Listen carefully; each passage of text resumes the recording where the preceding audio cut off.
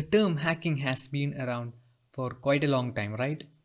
The first recorded instance of hacking dates back to early 1960s in MIT, where both terms, hacking and hackers, were coined. Since then, hacking has evolved into a broadly followed discipline for the computing community. So hi guys, I am Vishnu and welcome to this wonderful course on ethical hacking. In this video series, we are going to go through the fundamentals of hacking and particularly ethical hacking. So hold on tight because this is going to be interesting. Okay, so let's begin with what exactly is hacking.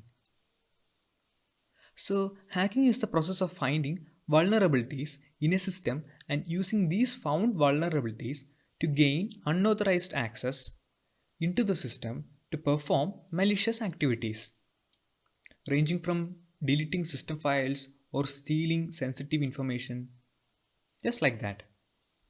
Hacking is illegal and can lead to extreme consequences if you are caught in the act. People have been sentenced to years and years of imprisonment because of hacking, just like this Bugs Bunny. Nonetheless, hacking can be legal if done with permission. Computer experts are often hired by companies to hack into their systems, to find out vulnerabilities and weak endpoints so that they can be fixed. This is done as a precautionary measure against legitimate hackers who have malicious intents. Such people who hack into a system with permission without any malicious intent are known as ethical hackers, and the process is known as ethical hacking. So a good ethical hacker can earn lakhs and lakhs of money, just like this guy on your right. So now that we know exactly what ethical hacking is and who ethical hackers are, let's go over the different types of hackers. There are three well-known types of hackers in the world of information security: black hats, white hats, and grey hats. These colored hat descriptions were born as hackers tried to differentiate themselves and separate the good hackers from the bad. The roots of the black and white hat labels are drawn from the Western movies, where the heroes wore white hats and the villains wore black hats. Today, the hacker hat rainbow is broadening. While the terms are not as well known or well used, newer hat colors describe other hacker traits. From green to red to blue, time will tell if these nicknames hold. A black hat hacker is someone who maliciously searches for and exploits vulnerabilities in computer systems or networks, often using malwares and other hacking techniques. These stereotypical hackers often break laws as part of their hacking exploits, infiltrating victims' network for monetary gain, to steal or destroy data, or to disrupt systems and to conduct cyber espionage or just to have fun. On the other end of the spectrum, we have a white hat hacker. A white hat hacker is a security specialist hired to find vulnerabilities in software, hardware, and networks that black hats may find and target. Unlike black hats, white hats only hack networks when legally permitted to do so. Also known as ethical hackers, white hats disclose all vulnerabilities to their employer. White hats will also disclose the vulnerability to the vendor whose hardware or software is affected, so it may patch other customers' system.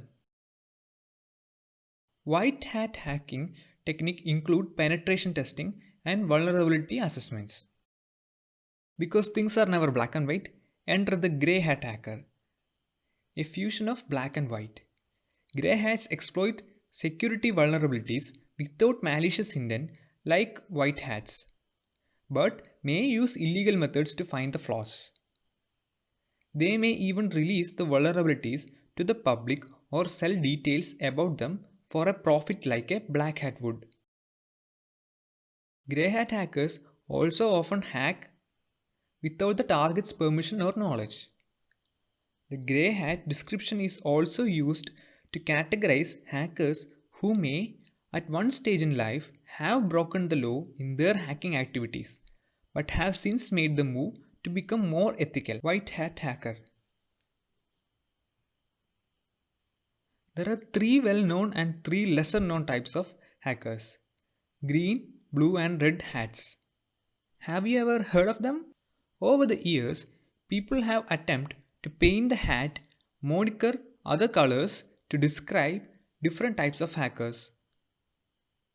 Rounding out the rainbow are green, blue, and red hats. A green hat describes hacker wannabes who, though they lack technical hacking skills and education, are eager to learn the tricks of the trade. So we are all green hat hackers right now. And we hope we all become an ethical hacker after this course. In Microsoft's world, blue hats act much like white hats. They are employed by the company to find vulnerabilities in unreleased products. Microsoft's invite-only Blue Hat conference was established to facilitate communications between hackers and company engineers. In some circles, a blue hat is defined as a hacker seeking revenge. Blue hat hackers are also wannabe hackers like green hats, but vengeance is blue hat hackers' only motivation. They have no desire to hone their hacking skills. A red hat hacker could refer to someone who targets Linux systems. However, red hats have been characterized as vigilantes. Like white hats, red hats seek to disarm black hats. But the two groups' methodologies are significantly different. Rather than hand a black hat over to the authorities, red hats will launch aggressive attacks against them to bring them down, often destroying the black hat's computer and resources. Okay, so now that we have discussed the different kinds of hackers, let's see the different types of hacking. Now we can segregate hacking into different types depending on what the hacker is trying to achieve. Firstly, we have computer hacking. So this is the process of stealing the computer ID and password by applying hacking methods and getting unauthorized access to a computer system. Just like hacking into your friend's computer or your friend's laptop.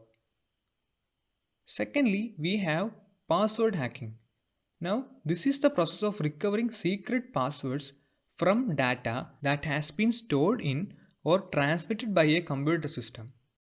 Thirdly, we have email hacking. Now, this includes gaining unauthorized access to an email account and using it without taking the consent of its owner for sending out spam links, third-party threats, and other such harmful activities. One of the popular methods for email hacking or Facebook account hacking is phishing. We will be talking about phishing later. Fourthly, we have network hacking. Now, hacking a network means gathering information about a network using a tool like Telnet, NSLookup, PingTracer, or NetStart. Now, these are done with the intent to harm the network system or hamper its operation. So you might have heard some hackers hacked printers all over the world and printed subscribe to PewDiePie and unsubscribe T-Series. So that was one of the incident that happened some years ago, I think. Last but not the least is the most common type of hacking, which is website hacking. Now, hacking a website means taking unauthorized control over server and its associated software, such as the database or other interfaces. So you might have heard about Kerala Cyber Warriors, right? So they are this community of hackers from Kerala. So what they are doing is they hack into websites of people or institution which they find to be unfair. In recent days we had an issue of an elephant eating a pineapple snare and killing itself. So Maneka Gandhi was so furious about that issue, defaming Keralites. So at that time, these Kerala cyber warriors hacked the site of Maneka Gandhi. So this image you see here is from a popular news channel. So hacking can also be segregated into many more classifications, but these are the 5 major types of hacking that exist. Okay, now like every discipline out there in the world, ethical hacking too is divided into distinct phases. Now these phases are not strict rules, but more like a guideline to be followed. The first step in ethical hacking is to define the scope and goals of a test as well as the testing methods to be followed. It also addresses intelligence to understand the potential vulnerabilities and how a target works.